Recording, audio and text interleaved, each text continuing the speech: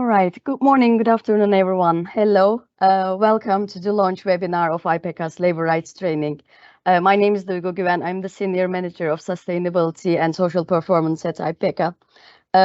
We are delighted to see Ipieca members, but also some of our key stakeholders and human rights and labor rights experts joining us on the line today.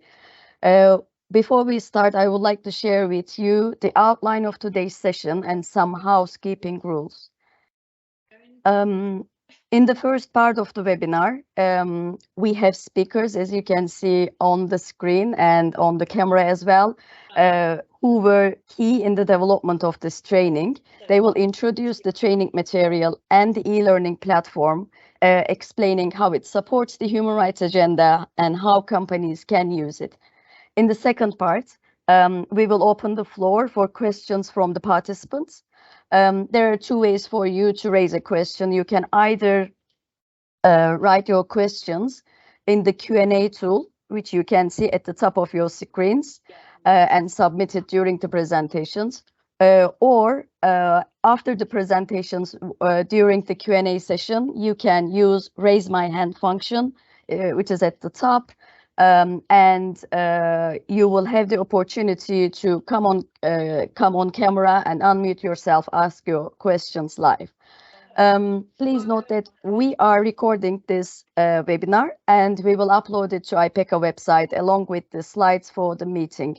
Registered users to this session will also receive a follow-up email with the related links. Before we start with speakers and presentation, I would like to ask two questions to welcome you. Nabraj, can you please share the first question? You should see it as a pop-up box now. If not, you can find it in the chat box. So the first question is about your purpose of being with us today.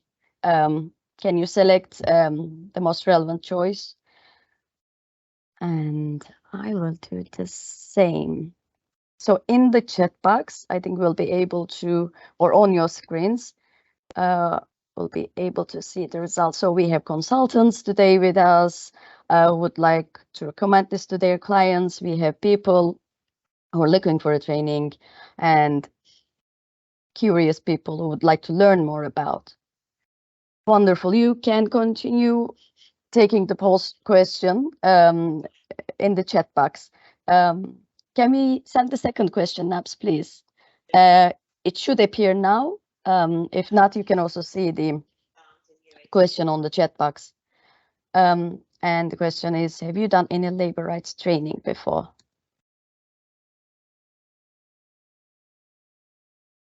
All right, I submit mine. It's great that it's going up 50-50 again, but majority attended labor rights training before. That's great. Thank you very much for your answers. They are very helpful for us to understand the expectation and also the level of engagement with labor rights training. As we have, I can see among the participants, new faces and names on this call. I would like to start with providing a short background about Ipieca and about Ipieca's work. Ipieca is the Global Oil and Gas Association for advancing environmental and social performance. We convene a significant portion of oil and gas value chain and bring together the expertise of our members and stakeholders to provide leadership for the industry on advancing climate action, environmental responsibility, social performance, and mainstreaming sustainability. Ipieca was founded at the request of UN Environment Program in 1974. We remain the industry's principal channel of engagement with the UN.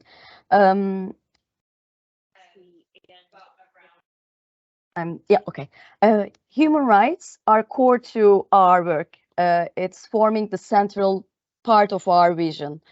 We produce practical tools and resources to help the industry identify, manage, mitigate social risk in its activities and among suppliers.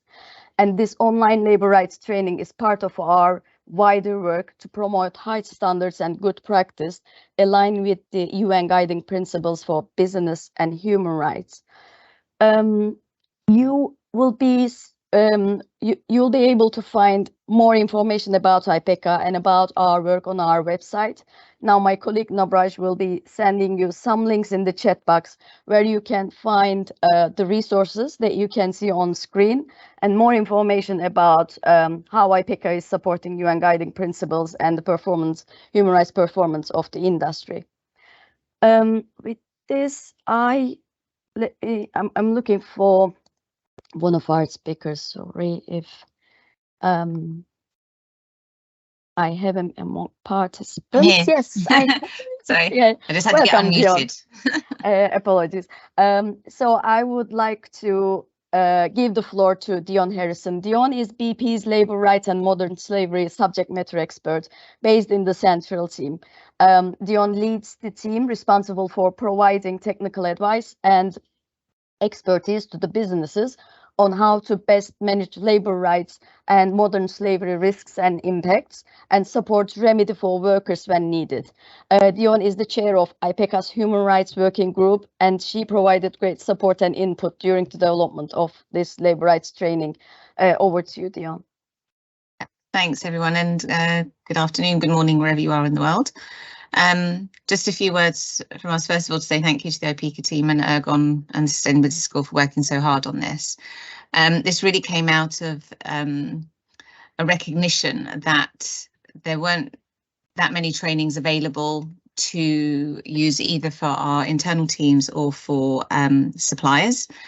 And whilst there was quite a lot of information about kind of what labour rights is and kind of codes of conduct, etc., what we really wanted was something that was a bit more practical, that people on the operational front line could use to understand what this really meant in practical terms, what they should do, how they could check that this was being done, and try and use this as part of a capability building programme. So whilst we're all encouraged to do due diligence, which you'll see by some of the resources that have been shared in the chat, we also recognise that you can go and have a look and find that there are gaps in our supply chains, but we also need to build capability and understanding so that we can then have a more fluid conversation with our supply base on how to make things better. And so we've trialled this with a few suppliers. We've also trialled it with a few of our internal teams. Had some positive feedback. The improvements we fed into the current version that you'll see. And we would really encourage everyone to advertise the availability of this, get it out there into your supply chains, into your businesses, so that we can start to move the capability needle forward. So look forward to hearing your feedback. This is the first version of this, I guess. We hope that as we get feedback from you and you've tried it on the ground, we can take that feedback and feed it into improvements sometime in the future. But we felt it was more important to get something out there, get it up and running, get it used so that we can build from there. So really excited to see this finally off the ground, and please do advertise it, use it, trial it as much as possible. I'll hand back to the Ipieca team now. Thank you very much. Thank you, Dion. Labor rights training really benefited from the expertise of practitioners and consultants. We developed the training with the contribution of Building Responsibly, and the content of this training is prepared by Ergon with the input from Ipieca and Building Responsibly members. It is now hosted by Supply Chain Sustainability School, which is a free learning environment for companies and their supply chain.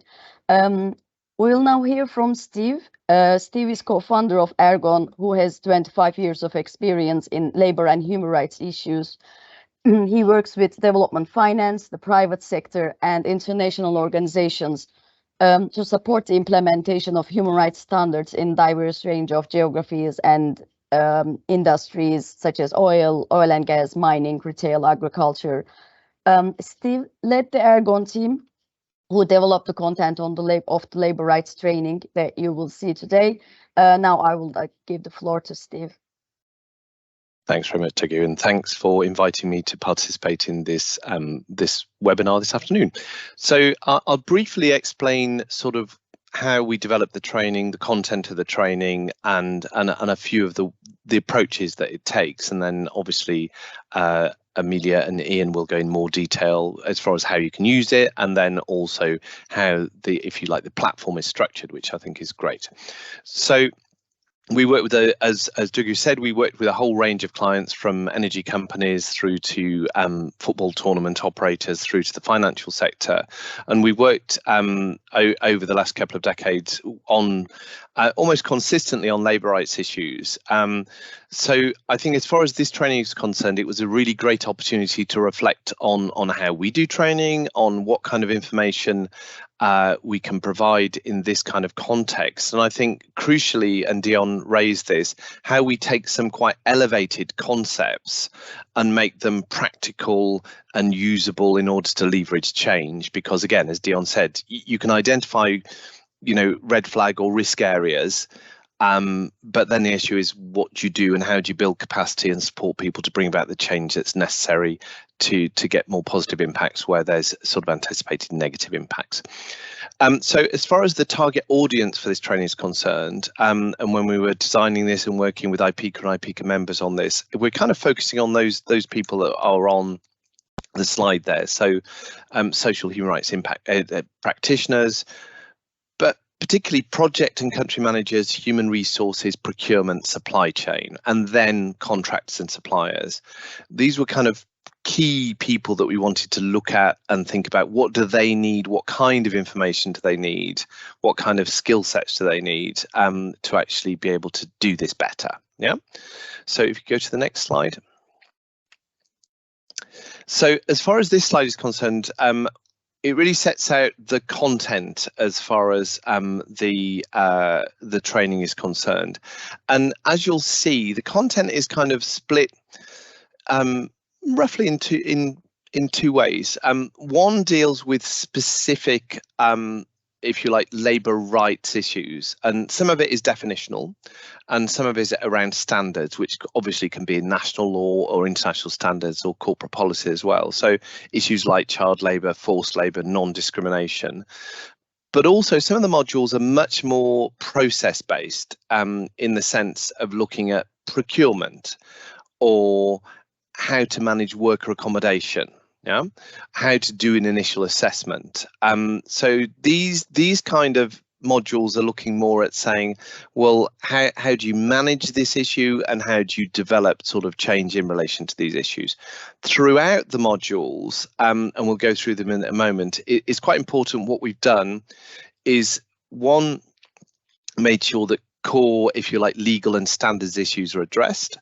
And these, like I said, can operate at the international level, but we also want to frame them so they make sense at a national level, because that's where the action takes place. And also ends with practical steps and practical next steps that people can take in relation to each of those. So if you can move to the next slide. So you'll see here, and I know that Ian will sort of unpack this a little bit more, but I'll quickly go through with some examples here of how we've done this. Now, there's always a one-pager. There's sort of a short summary of the key issues in relation to each module, and then there are additional elements as far as the module is concerned that users can go through. And this always includes a business case, because we think it's quite important, looking at the core audience, is that there may be some expectations in relation to standards that it may be that we think it's a good idea, or with some companies an expectation that will be complied with. But quite often you need to make the business case. And, you know, one example that we worked on a lot is around responsible recruitment, particularly, but not only in the Gulf states, where I think we're probably all accepted that recruitment fees, you know, pose pose challenges, but working in certain environments, you need to make the case. It's not just a matter of saying we need to end this. You need to work out what business case is for ending it, and then also you need practical steps to go through. So that's an example in the section on fair recruitment, where there's lots of this kind of information in here. So if you move to the next slide. Thanks. And then in relation to each of the modules, there are also, as well as written text, there are videos, and the videos are either videos we've created or videos we found somewhere else that is useful. So in relation to those ones on the right hand side that we've created them in a way which is hopefully not too dull. We've deliberately worked on the basis that we worked with our content experts, and rather than just delivering things as written, everything is scripted in a question and answer. So really short and punchy backwards and forwards as far as questions and answer, with hopefully graphics that are reasonably compelling, and also are voiced by professional actors rather dull lawyers like me. So that hopefully will bring this alive. They're deliberately kept quite short and punchy, so people can come in and out as they want to use this. We've also used videos that other people have produced where appropriate, which particularly those, and there's a couple of examples there, which tell the story from a worker's perspective, because we think it's quite important to find ways in this training to bring workers' voice and workers' lived experience into this, to explain what it feels like for them, and what the response they may have to change in practice or sort of malpractice as well. If we move to the next slide. There's also, in relation to each of the modules, sections which relate to case studies, showing examples of ways that companies have responded to particular challenges relevant to each of the modules, and also exercises where people can go through with question and answer or other forms of exercises to test their knowledge and develop their knowledge. And the next slide. Finally, before the end, there's in all the modules, there's both a key lessons, which is kind of a recap, and a learning and takeaways, and obviously people can sort of screen grab those, take them away as well if they want to. Hopefully they're useful for that, but also some strong actions. So it always finishes with what can you do? Not simply what is the problem, but what can you do? What is a response in relation to this? And then finally, if you go to the next slide, the modules also have an end of module test, which again is about kind of reflecting on learning rather than some kind of examination that's involved there. But it's a good way from those of you who are learning it, obviously learning and development professionals, that we need to actually get some metrics and understanding whether people have engaged with the material and actually understood the material. This will give out, and Ian will explain this, various stats and other KPIs that are useful for you there. But it's also, from an educational perspective, it's a useful device. And we also include a number of resources for follow-up. So this is really back to and brings me to my final point here, is the modules are specifically designed for different kinds of users, so that it may be that you just want to shoot through on a basic to get a very basic understanding, there are certain components and modules that you'll be able to do that. We'd recommend using all of it, but we know that everybody doesn't always use all of it, or they may say in a particular market or country there are particular priority risks that they want to focus on, and they want people to go through those modules only as a priority. Similarly, the additional sort of materials allowed the more detailed user, and give an example, say on, I don't know, worker accommodation, you may be able to go through the basic and the slightly more detailed information on worker accommodation that's held in the module. But then you may say, well, I want to go and read more, I want to go and look at the EBRD, IFC detailed guidance, etc., etc. So then you can go through the additional material if people want to do that. We've provided this also. So again, I think one of the key things, and colleagues will talk about this now, is that this is a comprehensive training package. We'd recommend it, ideally as a comprehensive package, but also it's designed in a way that people can either dip in, dip out, or even say, here's our focus. We don't deal with child labour on this, or we deal with child labour on this, and the material is all there. Okay. Thank you very much, Steve, for taking us through what the training is covering. And we also want to thank again to Steve and the Ergon team for their great work and expertise that they provided for this training. Now I would like to introduce you Emilia. Emilia is an independent human rights consultant working across the range of sectors, currently including construction, TV production, food and consumer healthcare. Emilia has previously supported Ipieca's human rights working group while developing human rights due diligence guidance, and she also ran the trial and feedback process for members engaged in the development of the labor rights training. Over to you, Emilia. Thank you so much, Duygu, and great to see so many people on the call.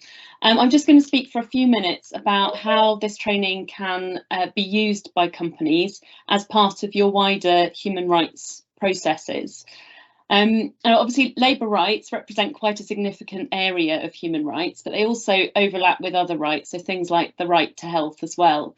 And oil and gas projects, and this will also be relevant for others, big infrastructure projects, they will use large amounts of labour at different stages in the project life cycle, and often that will be brought in through contractors and other suppliers as well.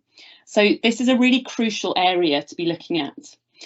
Now, the UN Guiding Principles on Business and Human Rights set out a framework of human rights due diligence that companies are expected to meet, and it has 4 components which are in the diagram on the slide. And I just want to explain a little bit about how the labour rights training can fit with each one of these components. So firstly, there is a requirement to identify and assess actual and potential human rights risks and impacts in operations.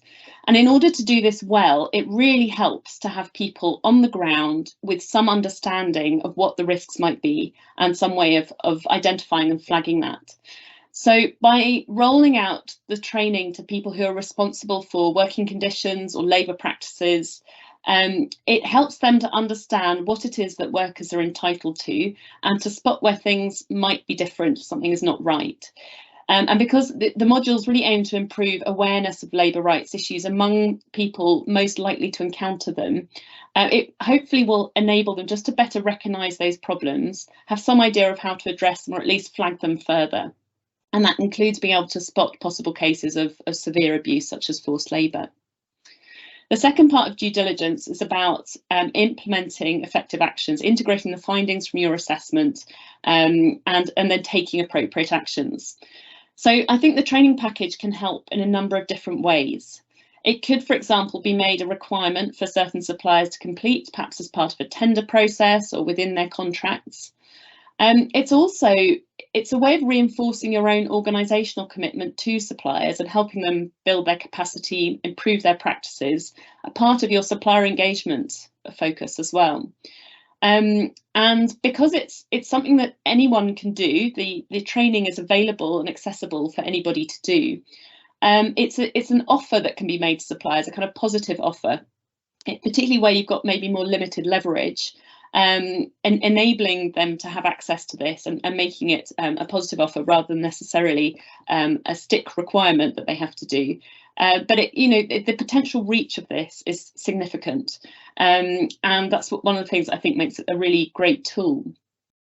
You can also think about using the modules in a more targeted way, which Steve mentioned. So you can target specific issues to people in specific areas. So, for example, somebody working in procurement, you might want to target 1 or 2 of the modules. There's a management level summary. So for senior leaders who haven't got time to do the whole lot, they can still get a really decent overview through the management level summary. You can also use it as part of engagement or improvement practices with suppliers that perhaps have gaps in their due diligence. So maybe you've got a supplier that doesn't currently have anything on child labour. This is part of the work that you can do to help them close that gap. And maybe you can think about doing it prior to an activity taking place. So maybe it's a new project or a new country entry. You can make doing this training a requirement of moving forward with those projects. And finally, you might think also about responding to particular risks or issues that have been identified. Maybe something has come up in an audit and you want to be able to respond. So this is quite an easy way of implementing part of your response using this training to do that. So basically, there's a whole range of ways that these materials can be used to address the risks that you've identified. And also, I mean, while awareness, I'm conscious it won't necessarily lead to behaviour change. If you can use these in clever ways, you can target people at crucial decision-making points. It might be that you can use a video or some of the key lessons documents as reminders at key points where people are making decisions. There might be a chance to sort of be particularly effective in doing that. So the third part of human rights due diligence is around tracking your performance and monitoring how effective your actions have been. And as Steve mentioned, your training data is measurable. You can decide on which performance indicators that are relevant to you. So is it the number of individuals that you've trained, or is it the number of suppliers, or perhaps it's a percentage within a project or a percentage of key roles. So all of that data is something that you can access and use.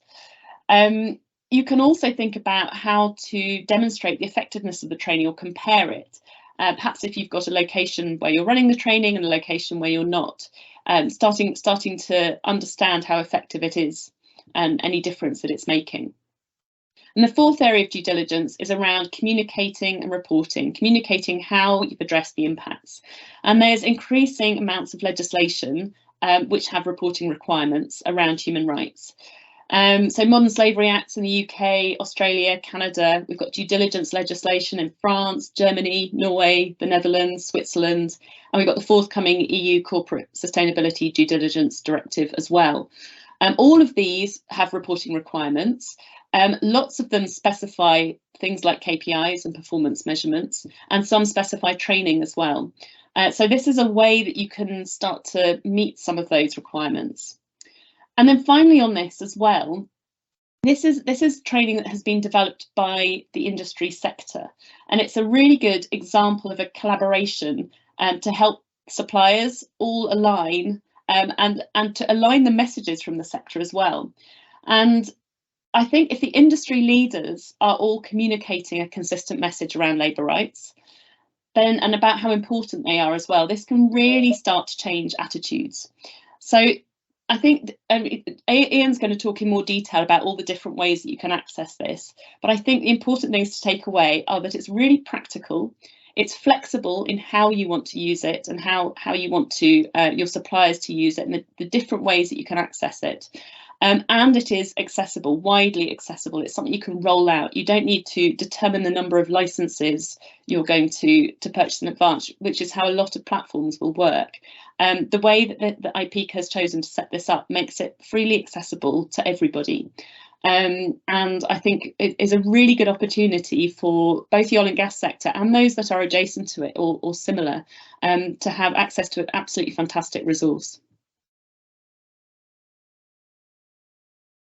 Thank you very much, Emilia. I think it's great to see how the training can be used during the due diligence process of companies. And also would like to thank Emilia for all her support during the pilot phase, which really helped us finalize the training and now sharing it with you widely. I will now hand over to Ian. Ian is the Director of Supply Chain Sustainability School. Ian leads the team that provides sustainability advice to managers and leaders from construction sector. And Supply Chain Sustainability School is hosting the training. Over to you, Ian. That's great. That's great. Thank you very much. And thank you to all our speakers so far. I'm very excited about this. I'm very excited that so many are on the call today, which is absolutely superb. And I'm going to spend 10-15 minutes just explaining how the system can work for you. My role day to day is to run a program called the Supply Chain Sustainability School, which is a program where we educate every year just under 25,000 people in the supply chain to the construction sector and infrastructure sector across the UK. And we're seeing increasingly in that infrastructure, there's quite a lot of overlap with the oil and gas sector as well. A number of the main contractors are already been main contractors to some of the Ipieca members who are on the call today. So reaching 25,000 people a year and educating them in a whole range of things, which is great. Typically, people are doing 8 or 9 pieces of learning during the year. So it works, it's accessible, and the key thing to our platform that's already been said by a number of speakers, it's free at the point of use. So hopefully you're all seeing my screen, which I'm sure you are. Somebody please shout if you're not. As we move on, so you arrive at the school site. So it's supplychainschool.co.uk /Ipieca, and that takes you to the labour rights page that you can see on the screen in front of you. We'll be circulating these slides, so you'll be able to click on these slides and it'll take you directly through to it. Steve's already done a great job of pointing to the 12 modules that actually they've been developed by Ergon. Having gone through all these the modules and not being a subject matter expert myself, I found it pitched at just the right level, helping explain to me about subjects I wasn't aware of, and just really gives me that beginner's starting knowledge about these subjects, which I think will be absolutely perfectly pitched for those in the supply chain to Ipieca members. In terms of these 12 modules, our preferred route in is that people will go in and do all the learning materials, that's all 12 of them, as part of what we're calling a learning pathway. And at the end of that learning pathway, you get a certificate to say that you've actually passed that learning pathway, and you even get a certificate for each of the modules that you do as you're going through that. However, you might find that in your company or in your supply chain, there are certain people who don't need to do all of the modules. So there might be some people that you just want to point to 1, 2, 3, or maybe 4 of the modules, so you can access all the modules individually. Or the third way you can access content, and Steve talked about the video production and the briefing papers. They're all available independently through the site as well, and I'll show you that in just a few moments' time. So the key thing as a organisation in the supply chain to one of the members of Ipieca, so if you're supplying into a Shell, a BP, a Total, or whoever it might be globally, you'll get a free learning management system to be able to access these training, and you'll also be able to track the training that you're doing personally, and also track the training that your colleagues are doing as well. And that's got the kind of uniqueness is that not only are you providing training, but you get the ability to track the learning that you're doing as well through the process. So that ability to track the learning that you're doing is really, really important. Another key feature of the platform is that it's very much mobile responsive. So if you're looking at it on your mobile phone, or if you're looking at your desktop or on your iPad, you'll find it's responsive to whatever device you're actually looking at it on. So, and we've made sure that the modules have been developed in a way which are responsive to the device you're looking at them on. Because particularly as you get down to a site level, we find that many operatives that you might be wanting to give access to videos or 1 or 2 of the modules could be doing those on their mobile phones rather than having to log on through some type of online system. They might not have a desk-based job, for example. As I just mentioned, if you're an Ipieca member, your suppliers can track their learning. So if you're asking 100 or 200 of your suppliers to do learning, each of those suppliers gets this learning management system, and they're able to then track their learning. They're able to get a corporate dashboard, an individual dashboard, and they're also able to track the learning pathways which they do. And from an Ipieca point of view, if you're an Ipieca member, Ipieca will provide a quarterly report which will show how many organisations from each of their member organisations are actually, how many suppliers from each of their member organisations, should I say, are actually learning through the school. And the types of data that you see on the screen, number of logins, number of learning access, number of hours completed, etc., etc. And you can see there, what suppliers are doing what. So what I intend to do now is swap onto the site itself. So just bear with me a minute as I do that. So here we go. Let's go onto the site itself. As we go onto the site. So I did promise you, so if you go onto supplychainschool.co.uk, no doubt some of you are already doing it. If you then you simply look up the Ipieca, type in Ipieca, and you'll come up with the Ipieca page, and under there you'll see labour rights training, exactly what you see on the screen, right in front of you right at the moment. On there, you'll see that you've got the ability to, as you scroll down the page, you're able to access that labour rights training, and you're able to access it as the modules. And if you're looking at the modules, you'll see that as we go down, each of those modules are there, as you can see. introduction to labour rights, child labour, fair recruitment, forced labour, non-discrimination, procurement. And again, Steve gave a really good overview about why there's this range of different modules you can actually look at: wages, working hours, worker representation, workers' grievance, and actually worker accommodation as well. So those are all the 12 modules, and you can enroll in the learning pathway, as you can see there. So if you want to do all those 12 modules in one go, you can simply click on the button there, and that takes you through to the as you see there, the Ipieca labour rights training, view the pathway, and then you can see all the various modules are there beneath you. And as you do each of those modules, you can see that you'll get a tick which will be credited to say what you're actually doing. And it's as simple as clicking on on one of the modules like that, and you'll see on there that it then tells you it's only been viewed by 2 people. Well, it's only been rated by 2 people so far. It's got a 5-star rating, and then you get started. Just take a moment as that module actually loads up. But as we're waiting for that to load up, each of those modules, is freely available for everybody in your supply chain, and the ability to track against that is really important indeed. And as you can see there, Steve mentioned this before. So you come into the site, you get welcome. What are the objectives of this module? You scroll down, as you can see. Then what is child labour? Click onto the next part of that, as you see there, and then it goes down explaining what child labour is. A prohibition on young children, meaning children below 15 years old, worker described as, etc., etc., etc. So explaining what the subject is there. But to make sure that you're remembering what's in there, you then get an exercise. And so, try to embed that learning into you. So, tell us which of those 4 areas are actually child labour. You answer the question and you move on. And you can see on the left-hand side here, you can see down that left-hand side, you can see there's exercises in there, there's videos within there, there's case studies within there, etc., etc., etc. So you can get an idea straight away about how you can access modules, and when you get to the end, as you can say, there's a little end of module test. And when you complete the end of module test, you get 2 things. One, if you pass it, you get a certificate, which then go into your learning records on the school site. And you'll also get some further reading and information as well, just to make sure we got that continual learning. I've talked quite a bit about the dashboard system that we've got, that each Ipieca member can set up the suppliers that you have, and those suppliers that you have can get this dashboard. And if I click on here, you get a view of what that is. So here I've logged into one of our test accounts. I've logged in as Erin. This is Erin's site. You can see she's logged in there, and you can see down there it says on here that she's done 13 hours of training through it, and she's enrolled in some various pathways and the like.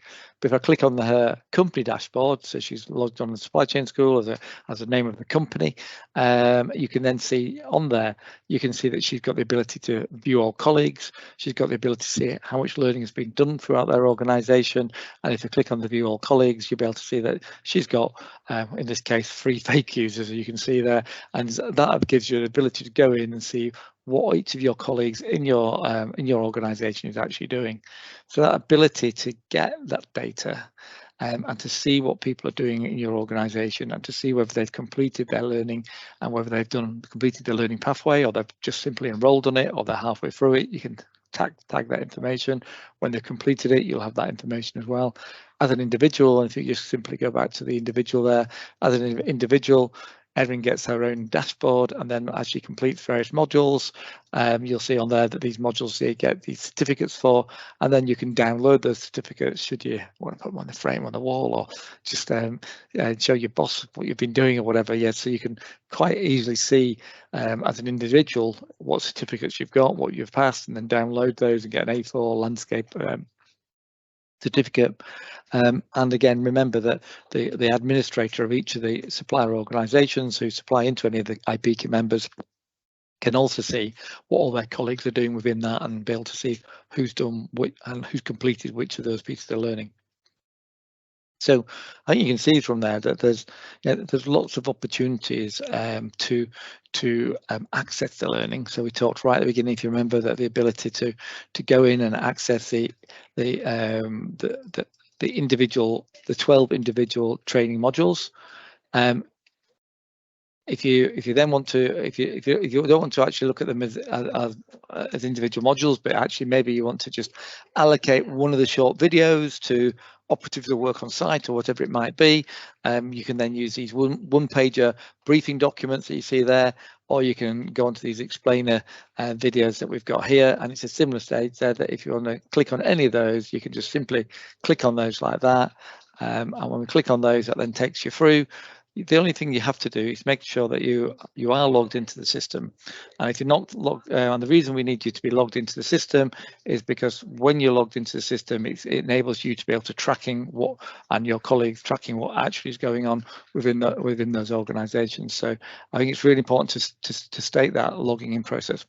We are aware that the logging in process is the first time you log on is a little bit takes about 5-7 minutes to actually set up your account as a company level when you first log on, but it's important to actually set up at a company level, because then as you invite colleagues in, they can join your company account, and joining your company account is much easier. And as I say, being able to do that is really important for us, and important for us to be able to track who's doing what learning. So there's a balance to play between, it takes a little bit longer to log in to start with, and we are trying to simplify that process as much as possible for Ipieca members and their suppliers, and working on that. And it's kind of, I think Dion's already mentioned about how we would want your feedback and how we can improve this over time. So yeah, to get logged in, and once you're logged in, you're then able to access the training, and once you access the training, you can then access the training through your dashboards, see who's done what, etc., etc. And as we said before, we get those awards and the like. Yeah, here's an example of that. Those videos we talked about before. So unfortunately, I didn't share the sound when I logged in, but this just gives you an idea. You get the video, which is sorry.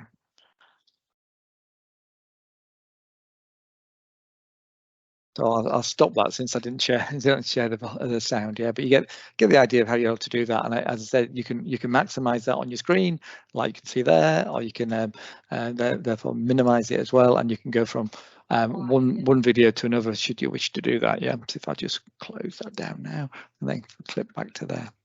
So final thing I'd like to do, having kind of demoed the site, and hopefully if you've got any questions, you can pop them in the Q&A. Yeah, just flip back to where I was on my presentation.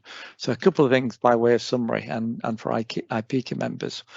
If you're an Ipieca member, in terms of getting the information on your suppliers who are using the system to learn through, included within your current Ipieca membership, you get every quarter you get an activity report to say, within your supply chain, as long as you've told us who, which the companies are that you've loaded up within your supply chain, you get a quarterly activity report, which will ensure that you can see who's doing what within your supply chain. And clearly, all the learning is freely available to you and your suppliers, and Ipieca do that tracking for you.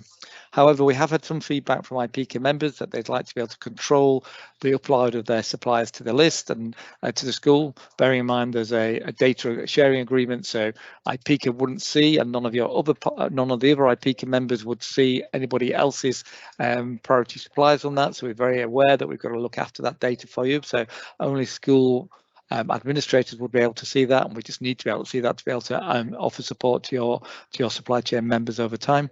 But if you opt for the enhanced membership, you can get all the inclusive, but you can actually manage the upload and renewals of those supplier lists. You can track your own supplier learning, which is really important, and you can even upload your own content into the school, and even set up your own learning pathways as well. So you might want to take the 12 modules that Ipieca has got, and you might want to put your own human rights training or your own human rights policies and strategies into those learning pathways as well, and maybe your own internal video content as well. So that's what that enhanced membership provides on top of what you get as basic. So by way of summary, everything on the site for your suppliers and members of Ipieca is completely free. When you do the modules that are CPD accredited, if you're doing just the video or just accessing the kind of resource kits as such, they're not CPD accredited because we can't actually check whether your colleagues are actually reading them all through, etc. But with the e-learning modules, you've got the ability to go through, do a test at the end. We know that you've actually gathered enough knowledge to pass the test at the end, so that's important.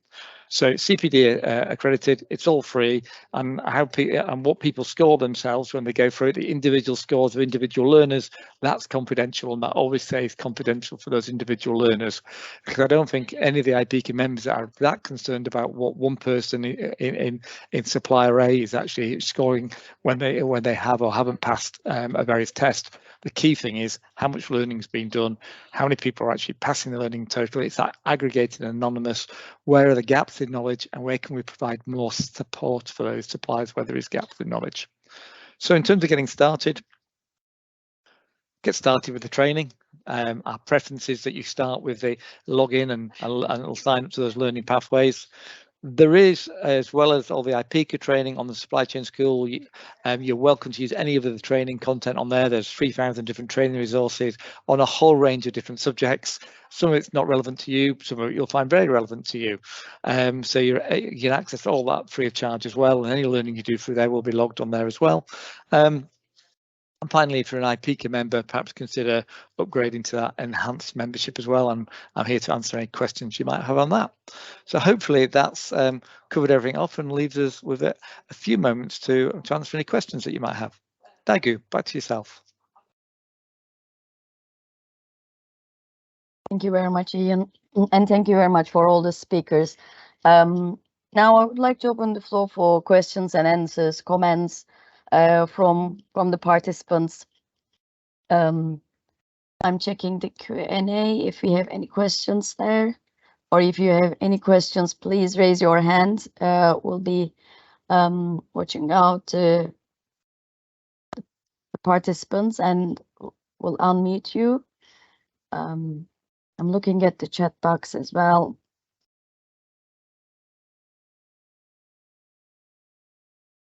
Okay, while we're giving some time to the participants, maybe we can share the one last question with you about your next plans after hearing learning more about the training and the platform. Can you send the question, the poll question, Naps? And in the meantime, please raise your hands or put your questions in Q&A if you'd like to ask anything to our presenters. So the question that you see on screen is about your future plans. You can select more than one. Okay, great to see.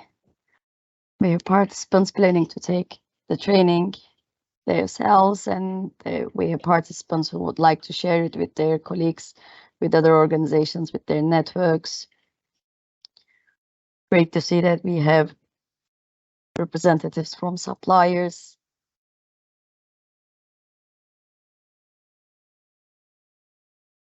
Wonderful.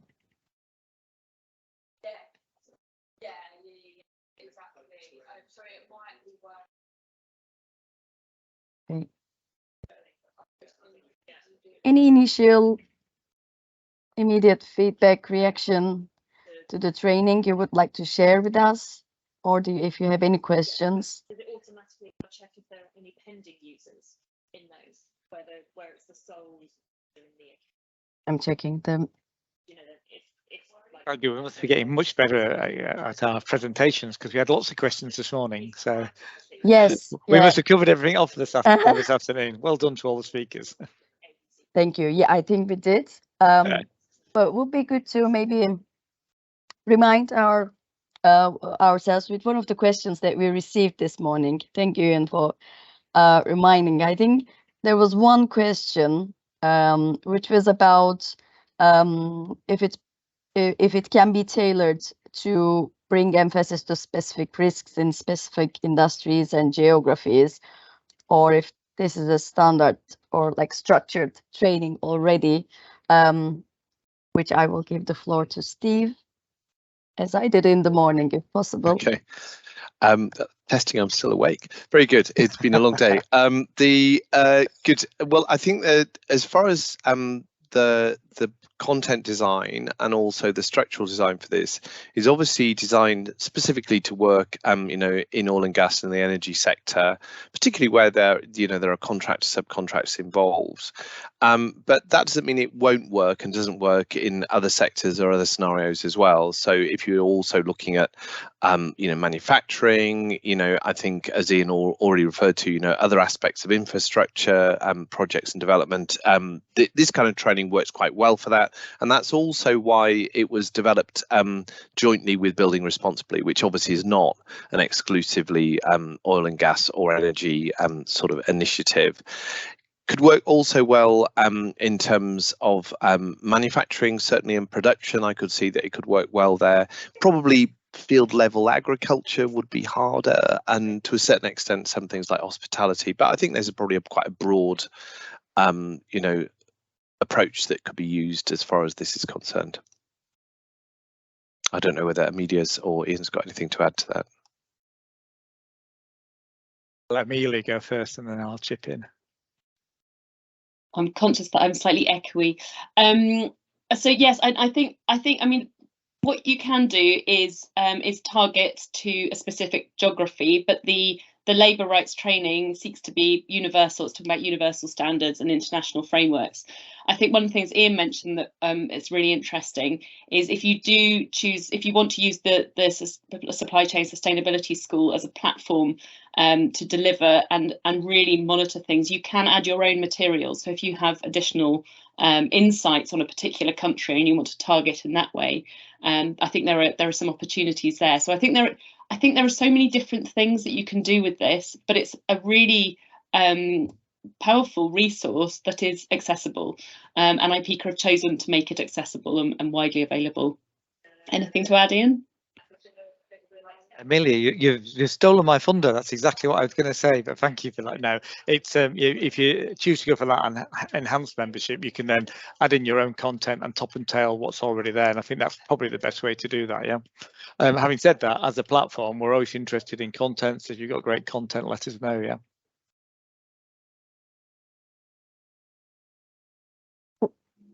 Sorry, everyone.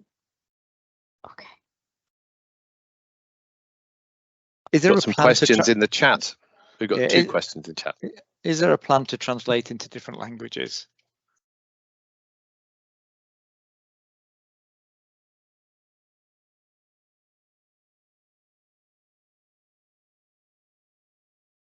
I think you're still on mute. How about now? Perfect. Okay, yeah, my laptop will survive before this webinar ends. So two questions. One about translation into different languages. At the moment, it's in English, and we are considering translation. However, also considering the cost aspect of it, and we know that there are good IT technology for translation, so we are also considering that option as well. It's going to be one of the discussion topics within our Ipieca Human Rights Working Group to find the most feasible way. Dion, would you like to add anything? Yeah, I think it's something that's in the pipeline, but I think we need to really trial it and test it first. What we don't want to do is have to amend a version and in 2 or 3 languages at a time. So it's really a word of encouragement, I guess, is people to use it. If we find that it's landing well, it's useful, and there's not need to kind of tweak too much, then I think we can start to consider translation. The concern of doing it straight into other languages, which I appreciate may not be the most inclusive approach to begin with, but I think we've really got to make sure that it's landing and it's useful and it's being used to warrant then the translation piece. And then, you know, what are the things that people are really struggling with and which languages then would be prioritized based on need. So I think that would be the kind of rule of thumb. If it doesn't get used, it won't get translated. So it's kind of chicken and egg, I'm afraid. So please do use it and test it. And then once we know it's working, then we'll look at translation. Yes, maybe adding to that one, please use and let us know your feedback. We would like to improve over time. It would be really great to hear from you about the content, about the platform, everything. Your feedback is really very will be very useful for us to improve it. I can see 2 questions on the chat box. One is, Amelia already touched a little bit, but maybe elaborate more on how can this training support the organizations with this emerging human rights legislation. And the other one is to all of you, as the developers or contributors of this training, what are the key takeaways during this development process? So Amelia, would you like to start? Yeah, I think this is a tool that you can definitely use in thinking about how to prepare to comply. As I mentioned, the more people you train within your organisation, the better hopefully they will be at helping you to identify where your risks are, and then you can also deploy it to address where you have identified risks as well. And you can document it and report on it. So I think it's absolutely valuable in that sense. I'll let the others talk about the development process. I did the feedback side of things, which was extensive. I think just to add to your point, Amelia, I think the other thing we found when we trialled it is it just helps build fluency in the topics so that you can have a more informed conversation when you know, because we can do due diligence and you can do it to the supply chain or you can do it with your supply chain. And I think this really does help to build the vocabulary, build an understanding of what you're trying to actually get to. So it actually enhances the quality of the checks that you're doing, but also means that more people in your organisations can be talking about it.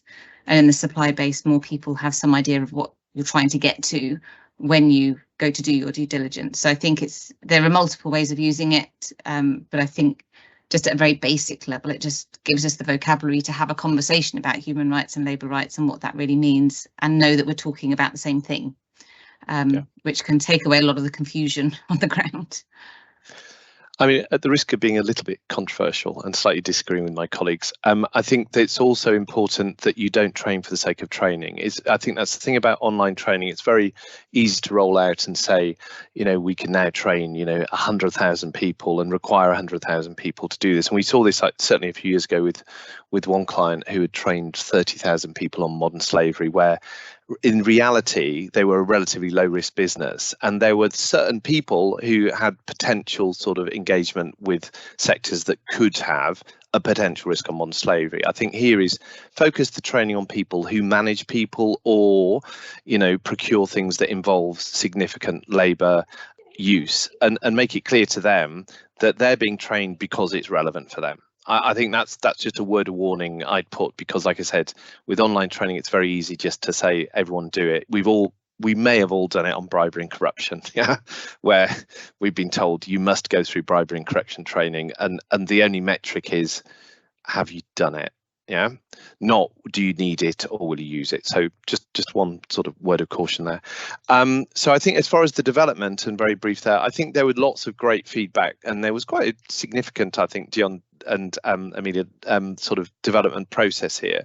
And what we've kind of landed on, one is, starting at the end, a really good delivery partner with the Supply Chain Sustainability School, because they're used to rolling out these kind of platforms in a way which is sustainable, both sustainable in sense of sustainability with a big S, but also is that scalable and deliverable. I think also is that the learning is this idea, chunk things up a little bit, make them focused, allow people to find their own pathway through training, and also make sure that the materials are are solid in terms of being based on human rights issues, but are just compelling and interesting.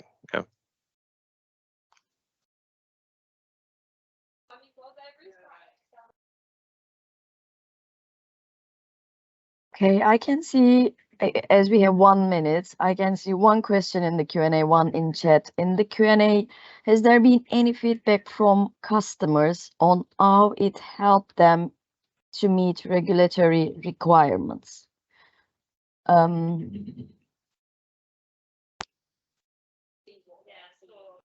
You're on mute, Dion. I don't think it was a question that was asked, so the feedback largely fitted with how are you using it and was it useful. I don't think we asked a specific thing about how it helps you meet regulatory requirements, I'm not sure that there are regulatory requirements necessarily to say you must train people in this space. I think it's kind of for each business to decide how this fits into their own programs. And as Steve was talking to, how to use it strategically to make it useful and helpful in that process. So it's one piece of the puzzle, I would say, to use in a mindful manner. So one last question is there any idea to suggest or define for industry some ESG metrics aligned to EU ESG new e-reporting standard? I think that's a different webinar. So that's a good thank you, Pedro. That's a good suggestion for another webinar. Yeah. Leading seamlessly into, we will take that on board and think about it, but I think it's not this webinar. So as we hit 4:30, I hope we didn't miss any questions. If we did, we'll have a look at it and get back to you via email. We'll be sharing the recording and the slides with you. I would like to once again thank you, all the speakers who are the contributors of this training, for their great effort and time and input, making this possible now, and for all the participants joining us today. Thank you very much for all your time, and please register, use the training, let us know about your feedback and how you are implementing it. Thank you very much again, everyone. Thank you. Thank you.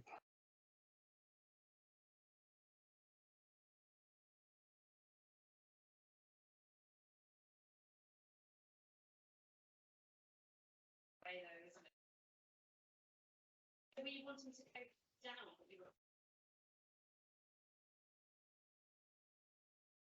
We should be like news readers shuffling our papers at the end, talking.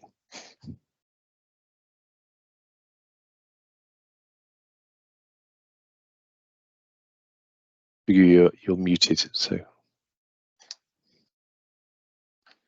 Live. It's Okay. happening today. Bye-bye. Thank you Thanks, very much everyone. again. Bye. Bye-bye.